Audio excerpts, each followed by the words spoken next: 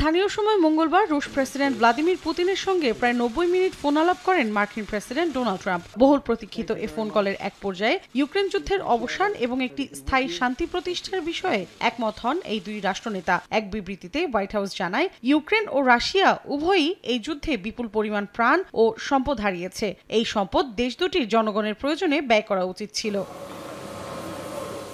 এ বিষয়ে ক্রেমলিন জানায়, ট্রাম্পের প্রস্তাব অনুযায়ী রাশিয়া ও ইউক্রেন পরস্পরের জ্বালানি অবকাঠামোর ওপর আগামী 30 দিন হামলা চালাবে না বলে সম্মত হয়েছে। এছাড়া কৃষ্ণ সাগরে সামুদ্রিক যুদ্ধবিরতি বাস্তবায়ন, পূর্ণ যুদ্ধবিরতি ও স্থায়ী শান্তির বিষয়ে আলোচনা শুরুর বিষয়ে মত দেন তারা। শিগগিরই মধ্যপ্রাচ্যে এসব আলোচনা শুরু হবে বলে জানা গেছে। বিবৃতিতে আরো বলা হয়, সংঘাতের উত্তেজনা কমাতে এবং রাজনৈতিক ও কূটনৈতিক উপায়ে এর সমাধান খুঁজতে বিদেশি সামরিক সহায়তা ও কিয়েভকে গোয়েন্দা তথ্য প্রদান সম্পূর্ণ বন্ধ করতে হবে। এদিকে জ্বালানি অবকাঠামোতে হামলা বন্ধের সিদ্ধান্তকে সাধুবাদ জানিয়েছেন ইউক্রেনের প্রেসিডেন্ট ভলোদিমির জেলেনস্কি। পাশাপাশি সামরিক সহায়তা অব্যাহত রাখতে অংশীদারদের প্রতি আহ্বান জানান তিনি।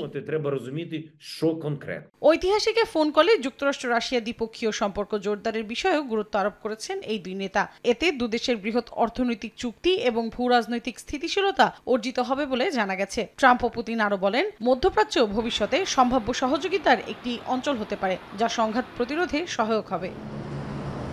বিশ্লেষকরা বলছেন, এই আলোচনা ইউক্রেনের সংকট সমাধানের দিকে একটি গুরুত্বপূর্ণ পদক্ষেপ। তবে যুদ্ধবিরতি ও শান্তি আলোচনা কতটা কার্যকর হবে তা এখনো অনিশ্চিত।